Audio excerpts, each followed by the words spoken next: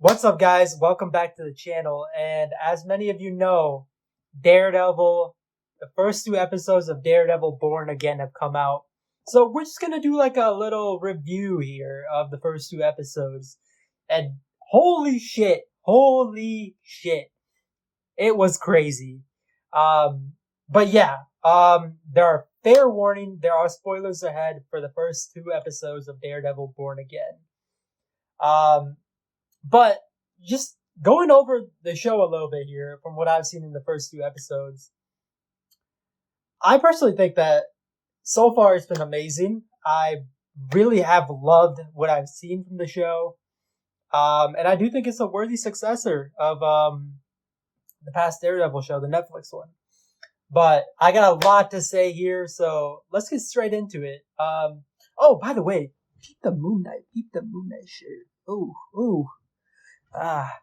But yeah, we're gonna start off with episode 1, and okay, we get like a really sick scene of New York, and then we see Matt, Karen, and Foggy together, just living their life. I think it takes place about 8 years after the Netflix show, season 3. But yeah, we see Matt, Karen, and Foggy all going to Josie's, the bar that they've always been going to throughout the Netflix show. And yeah, we start off with them just kind of chilling in the bar. And on the TV we see Hector Ayala, who we're gonna talk about a little bit later in this video. And we see the White Tiger make his appearance on TV because there's like news footage of him stopping a crime. So White Tiger has finally made his first appearance in the MCU.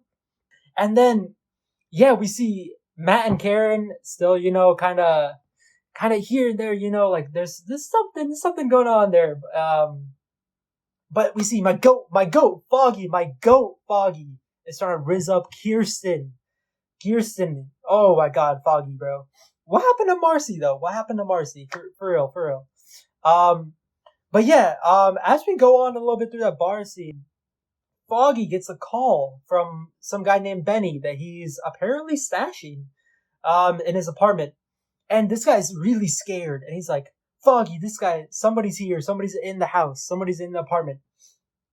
And then we get like a really sick scene of Matt overhearing it. And the aspect ratio just changes. It goes into full screen. Oh my God, it was really sick. Wonderful filming there from Marvel. But Benny gets a visit from none other than Bullseye, aka Dex. Man, this guy's a fucking menace. But yeah, the last time we saw Dex, right, in season 3 of Daredevil, this guy got his back blown out by Wilson Fisk. Completely thrown against the wall. And then you had to get that spine replacement thing. I think he's like, I don't know if it's adamantium. I really doubt it's adamantium. I think it's a cognium spine. But yeah, he gets his spine replaced, and and then Matt realizes, like, they all come outside of the bar, and we see them trying to figure out what's going on. And Matt, he puts on the suit, right? He puts on the suit. After he hears Benny get taken out, and he's like, yeah, I'm gonna go check it out. But we get the first appearance of his suit in this show. And holy shit, bro. Why is he aura farming? Yeah, and they play the score from the old show, which is, oh my God, beautiful. But yeah, we find out that Bullseye is looking for Foggy. He's looking for Foggy. And then we get like a really sick clip of, you can kind of see him aiming down the sight. And we see Karen and Foggy trying to like figure out. And oh no. Foggy gets shot. Bullseye. What the hell, man? What the hell, bro? Why the fuck did Foggy get shot? Okay. And then we get this, oh my God, cold ass scene where it's like, you see Bullseye, walking on the street walking across the street towards Josie's, the bar. And he's throwing smoke bombs left and right. And then he has Oh no, this was the best part of this episode in my opinion. Best part of the episode. Pulls out the gun, aims at Karen, he goes, that cold ass, hello Karen. Oh no! Oh no! That shit was crazy. And then we see Matt straight on throwing hands with him. This guy Matt he's going at it with them, throwing haymakers. And this whole action sequence, mind you, is taking place inside of the bar, inside of Josie's. And it's an insane fight sequence, okay?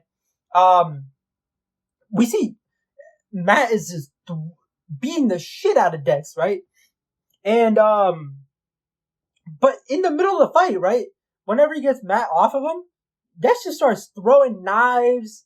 There's a scene where he threw like a pool ball, like a pool ball at just a random woman. It bounced off like two walls and hit her in the head. Like, this guy did not give a fuck about anybody else. He was just throwing anything he wanted. He just wanted to take everybody out with him, man. But yeah, it's in the middle of the scene, like as he's fighting Matt, he's just throwing knives at people, just kind of everywhere. This guy's a fucking lunatic. He's a fucking lunatic.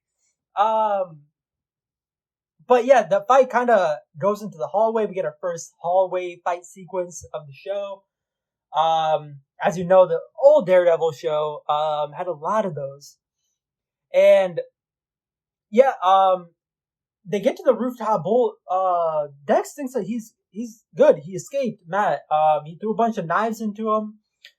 But yeah, and then we get the really sick scene of Dex getting onto the roof, and then you see Matt just get on top of the roof behind him, Spider-Man position, you know, or completely aura farming as usual, completely aura farming, and then it's really interesting to see this entire fight scene play out because in the background you can hear Foggy's heartbeat. Like Matt is listening to Foggy's heartbeat while he's fighting Dex, and slowly you can hear his heartbeat start to fade, and right when it fades out, oh my god, that scene is insane. They fucking killed Foggy. They actually killed Foggy. But yeah, I don't know. This guy Dex is a fucking lunatic. He's actually a lunatic. And then I think it's like the scene like where Matt just starts crashing out. Matt actually crashes out. And he's like, why? And Dex just starts going, he starts hitting him, he starts slapping him, you know? Like, the same time next week, eh? No, this guy's a fucking lunatic. Apparently he killed 11 people in this bar. Like, he's just doing it for the love of the game at this point, man. But yeah, going back to Foggy, you see Karen crying over Foggy's body. And Matt just loses it. He throws Dex off the roof. And this is mind you, this is the first 10 minutes of the show. We see Matt break his code in the first 10 minutes of the show. And it really reminded me of that scene from season 2 of Daredevil, where it's that rooftop scene with Frank Castle, the Punisher, and he tells Matt in season 2 that you're only one bad day from becoming me, and he's referring to himself, the Punisher. And I really thought that quote, you know, the parallel between that and this, Matt lost Foggy and he crashed out. He turned into the Punisher, right? He broke his code of not trying to kill anyone. I mean, of course, Dex didn't die because of that spine replacement. Yeah, whatever. But yeah, because we see him start to breathe again. But let's wind it back a little bit here. I have a theory.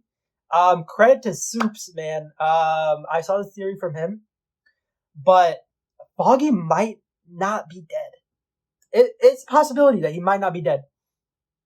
When we see the three, Karen, Foggy, and Matt, go into Josie's, the address next to it was 468. 468, keep that in mind. 468 is in the Daredevil comics. Daredevil issue 468 is The Secret Life of Foggy Nelson. That's what it's called. And in that comic issue, Foggy fakes his own death. He fakes his own death. So I don't know. It could be, like a little something, But yeah, that's just straight up the opening of the show. We get the opening credits, which are insane. I personally didn't think it was as good as the old show, of course, but it's still good. It's still really good. I loved it. And then we get a fast forward 1 year later. What the hell do you mean 1 year later? We didn't see any of that. Foggy's funeral, nothing. We see that Matt has a Foggy prayer card. I think that's what it is. In Braille, and we see him getting ready to go to court. He's put on his suit. We see him going to court to testify against Dex, and Dex has no remorse. This guy loved what he did. Keep in mind, he didn't just kill Foggy. He killed another 10, 11 people on top of that. He was just doing it for the love of the game. This guy does not give a fuck. He does not give a fuck. He liked it. And also we find out that Matt has not been Daredevil for over a year. In the end, after the trial ends, and they sentence Dexter life in prison with no chance of parole. But bigger thing here is that we see Karen has moved to San Francisco in the past year. Apparently, Matt ghosted her for almost a month or two after Foggy's death. So she kind of just packed herself up and left because, I don't know, Matt's being Matt, But yeah, she completely moves out of the city. She goes to San Francisco, and their relationship is kind of in the dumps right now. It's not good between them. So after that, we get our first shot of Wilson Fisk. We see Vanessa. We see her running Fisk, Kingpin's criminal empire. Because as we know, after Echo shot him in the face, he's been kind of gone for the past couple months. We have Hawkeye and the Echo show and all that, but yeah, Fisk has been gone for a couple months. So Vanessa has been running his business, and she's doing really good, apparently. Apparently the revenue is crazy in the business. But yeah, we see him thinking about running for mayor, or he does start to run for mayor. We see him trying to run for mayor of New York and try to be the good guy, which it's Kingpin, guys. It's Kingpin. Vanessa is we see a little bit of tension between them. Vanessa's not, I don't think she's too happy about it. But yeah, Big Willie, of course, we see his campaign team, right? Holy shit, these guys are something. These guys are something, man. Big Willie, he gets his own campaign team. They have some random British dude, bro. Who the fuck are you? You are not James Wesley, bro. This guy thinks he's James Wesley. He thinks he's a successor. No, you are not. Get out of here, bro. And then, who the fuck is Daniel Blake? Who the fuck is this guy?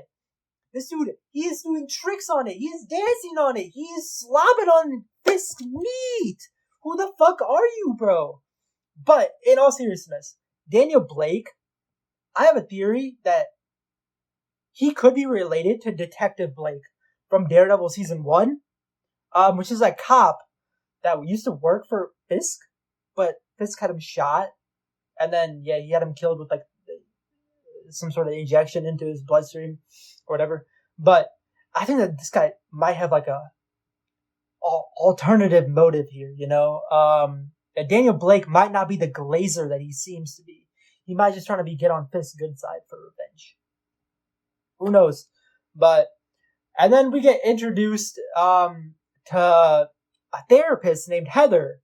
And Kirsten, we find out that Kirsten and Matt have been working together, of course, for the past year. And they start a new firm called Murdoch and McDuffie, I think. But yeah, Kirsten, she sets up Matt and Heather to kind of go on a little date, because she wants both of them to kind of get out there more and all that. And they hit it off. They completely hit it off. Matt has a new boo thing. But later on, we see Fisk is kind of coming out after running for mayor, announcing all that. We get the moment. Matt pays Fisk a visit. Oh my god. This scene might actually be my favorite scene, actually. I don't know, actually. I don't know. I know I did say that the other scene was my favorite of the episode, but with the bullseye, but this entire scene is really good.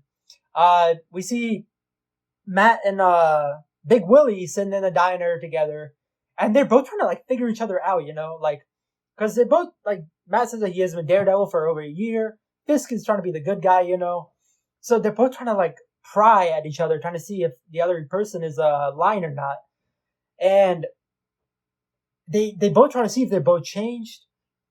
And then Matt drops his hard ass line. It's like, I was raised to believe in grace, but I was also raised to believe in retribution. Oh my god, this line was crazy.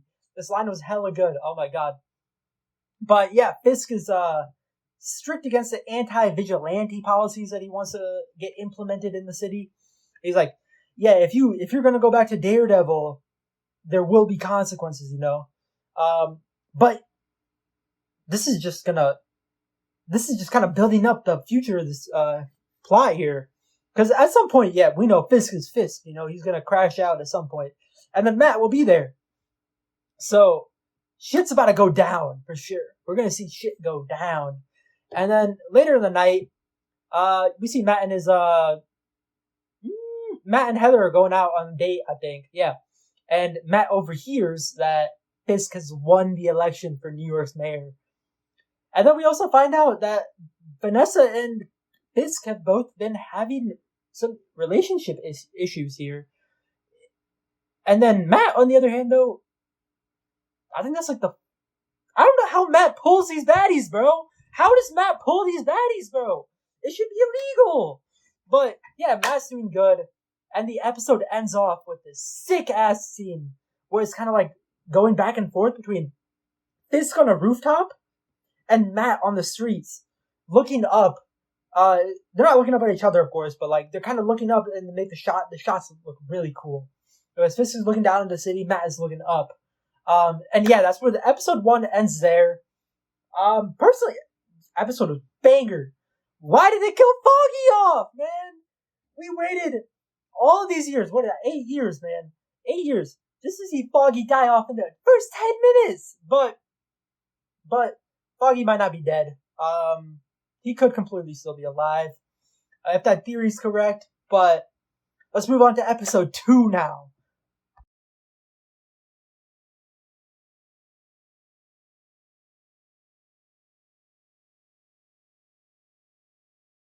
Yeah, and episode 2 kicks off with Fisk giving a speech to his newly mayor position that he got elected to. And he talks about how he wants to get rid of vigilantes. He talks about the Punisher, Daredevil, and none other than Spider-Man. He talks about Spider-Man. I really do hope that Spider-Man 4 has something to do with Fisk. I really want to see Tom Holland's Spider-Man get that team up with the Punisher and Daredevil, and they try to take down Fisk. Oh my god, that would have been a street-level Spider-Man movie. Would be absolute cinema.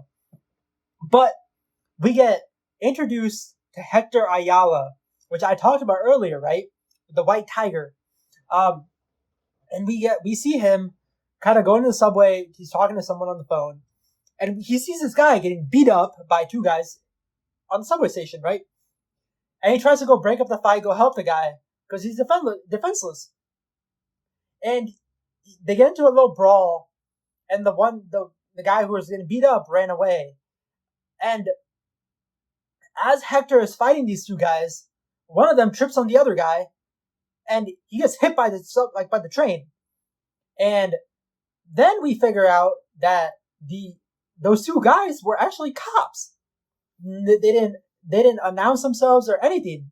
They're kind of like they're thugs. They're thugs. But yeah, they didn't announce that they were cops or anything. So Hector Ayala is arrested, and Matt hears about it when he's talking to someone at the police station, and he knows, and then he decides to represent him, right? He decides to represent Hector because he realizes that Hector is telling the truth. But he's still hiding something. Hector is hiding something from Matt. But he believes his story that those two guys were cops, but they didn't act like cops, you know? So we see Matt and his team go up against the entire city of New York, right? In the court case. And they're basically going up against the cops, right? So it's kind of a controversial thing that Murdoch and McDuffie have kind of gotten into here. And Hector gets sent to Rikers for the time being. And we find out, next scene, we find out that Daniel Blake, I was talking about the number one Glazer, D1 Glazer of Big Willie. He's actually friends with B.B. Urich. And if you remember, Ben Urich from the Daredevil show, this guy was a newspaper writer, right? He worked at the Bulletin, the New York Bulletin. B.B. Urich is his niece, I think. Yeah, he was her uncle, and she's kind of we get shots of I think it's called the BB Report. We get shots of the BB Report throughout the show. Like throughout the first two episodes, we get shots of him, and she's kind of just asking people in New York questions about like, what do you think about Fisk? What do you think about superheroes kind of being everywhere? What do you think about the absence of Daredevil and all that? And I really do like that. That's really kind of really cool addition to the show. It kind of gives New York its like character in a sense. But what am I gonna say? Yeah, Daniel Blake gets B.B. Urich access to Fisk for 5 minutes. So she asks some questions and stuff, but she basically tells Fisk that if he wants to be the mayor of New York, and like kind of like have like power in the city, like kind of like get out to the people, he needs backing from the cops, and the cops hate this guy. Like the cops hate him, and the police commissioner, the police chief is resigning at the end of the day. So yeah, they talk about, and then she asked about Vanessa, which is kind of like a sore subject, and like, yeah, she was asked to leave, time's up, and oh yeah, Fisk, when he meets B.B. Urich, he goes, B.B., right? I knew your uncle, Ben Urich. He was a good man. What the fuck do you need? You killed him! You put his head in the ground! Don't ever say any stupid shit like that ever again, Fisk, bro. No, shut your bitch ass up, bro. And yeah, moving on from there. Yeah, after BB gets kicked out, we get a change of scene and we see Heather, if you remember Mass Boothang, she has a new book. And she's kind of like promoting it, and there's like an autograph signing for the book. So she gets visited by this like kid, right? It's like a teenager, mid-20s, maybe. And this creepy, odd-looking dude, he's like, I need help. And he looks, see, this one looks fucking weird as shit, right? He looks weird as shit. And he wants her help. He wants like a therapist. This guy has to be Muse. We know in the trailer we've seen a lot of clips of Muse in the trailer, right? And in the comics, right, Muse is a serial killer. But he's also an artist. He uses people's blood as like to paint murals and shit. I think this guy's Muse. It has to be Muse. But Heather, girl, get out of there. Do not represent him. Do not help him. Do not help him. Get out of there right now. It's not going to end well for her. And then we also, after that dude leaves, we get a scene where wannabe Wesley shows up to Heather. And he's like, thank you so much for your autograph. No, thank you. Like, what the hell, bro? You are not James Wesley, bro. And then we moving on. We see Fisk go to that cop's funeral. You know, the guy that died, that got killed by Hector Ayala. He fucking skill issue. He died himself. But yeah, we go to that funeral, and we see Fisk come at the very end of the funeral, and the police chief is kind of like, "Fuck off, Fisk. I know who you are. I see right through you. You know. I see right through you, Kingpin. You know." He calls him Kingpin, straight to his face. That this guy's a goat, you know. And then we get so we know that the cops hate Fisk, right? No one in the police department is backing him because can you blame him? The first 3 seasons of Daredevil, you know, it's literally just cops getting cooked left and right. Like Fisk he bought out half the police force, and then after that, he hijacked the FBI. Like he took control of the feds in season 3. So it really makes sense that no one likes him, you know, in the police force and the feds.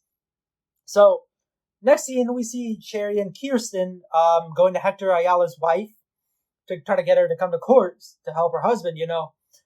And before that, we see Matt ask Cherry, the guy who's and Cherry, by the way, is, you know, in the first scene of the first episode when they're in Josie's bar, it's Cherry's retirement. He used to be a cop. I think he was like a detective or something, but yeah, it was his retirement party that they were all at Josie's for before they got shot up. But yeah, we see Cherry's kind of like working as like Matt's like personal investigator, you know, like does this kind of like, you know, like snooping around and stuff for Matt. But yeah, Matt asks Cherry that he tells him that Hector was hiding something from him, so he's kind of dig deep and try to find something about Hector that he's not telling him. And Cherry finds the white tiger suit. He finds it in Hector's house. He finds the suit with the amulet that gives him the powers, you know. And yeah, Matt confronts Hector in prison, and he's like, "Yeah, I'm sorry, Matt. I should have told you." And Matt convinces the judge to redo the trial, you know. Sorry about that. But yeah, Matt convinces the judge to do like a further hearing about this case. And yeah, Hector is back in it, you know. And then we see the police chief trying to resign. He gives him the resignation papers to Fisk.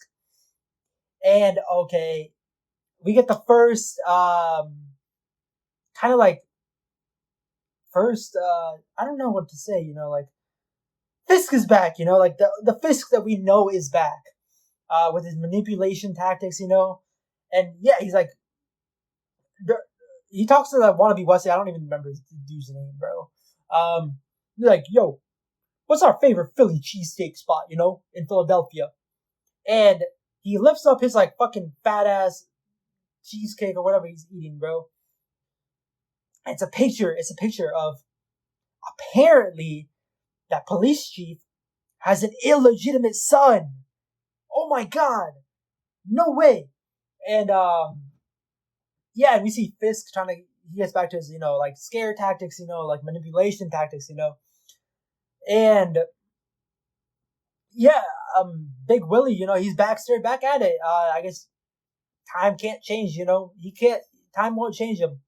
He's still the same Fisk that we knew and loved from seasons 1 through 3 of Daredevil. But yeah, we see he's back with his bullshit manipulation tactics and all. And then we move on and we see Heather is back in her office, and that wannabe James Wesley motherfucker hands her like a paper and shit. It's like, I don't know, it's probably like you can't speak it. It's probably like can't speak about this at all in the public and all that. And we see Fisk and Vanessa. We see them come into therapy. So I guess they're trying out couples therapy with Heather. And yeah, we know Heather's mass boot thing, you know, so shit's about to be crazy, you know. Yeah, and then we move on to Matt kind of following, you know, so that other cop, you know, that fought Hector, the cop that didn't die. We see Matt following him, trying to figure out like something, like trying to figure out something, like what he's up to, And we see him following the cop, and he finds out that they find the witness, the guy that Hector was trying to save in the subway. The cops find him, like where he's living, and they want to go kill him. So Matt calls Cherry to go, like, drive there as fast as possible. And Matt, like, he probably, like, climbed a couple rooftops and stuff, like, Matt's back, And we see Matt get into the guy's apartment, and he's like, yeah, dude, the cops are coming. Get the fuck out of here. I have Cherry waiting for you down the street. Get in the car, and we'll take you to safety. So he helps him escape, and the two cops, there's the same guy from the subway, and then there's another cop. And they burst in, and it's just Matt standing there. He's like, sorry, fuckers. He's gone. And they start beating him up. They start beating Matt up. Like, it doesn't make sense to me. You're beating the lawyer up in the case? Like, what? Again, cops try to kill him. And we see that one of the cops on his wrist, he has a Punisher tattoo, like the skull. Oh, baby. Frank is not going to be happy when he hears about this. When he finds out about this, he will crash out. Like, these guys are cooked. Frank is about to destroy these cops. When he hears about what they're doing to his name, But yeah, they beat Matt up, and then the cop, he tells the other cop to shoot Matt, to kill him. And oh, baby, all hell breaks loose. Matt goes all out. The devil comes out. The devil comes out of him. And it's an insane fight scene. He breaks one of the dude's wrists. And then he slams another guy into the floor, neck first. That guy's neck is probably gone. Matt brutalizes these two guys, right? Oh my god, these guys deserved it, bro. Holy shit. Thank you, Matt. And then we get the sick ass scene of Matt picking up his glasses, which one of them is shattered. There's a crack in one of them. And then we get this scene, and oh my god, I'll put the picture on the screen right here. Picture of Matt after the fight. This guy, but yeah, Matt loved it. Like, you can tell that when the devil came out of him, he loved it. Like, this is a part of his life, that he fucking loved. But yeah, we see Matt crashing out, right? And then we get this primal rage scream, from Matt at the end of the episode. And then, boom, episode over. Oh my god.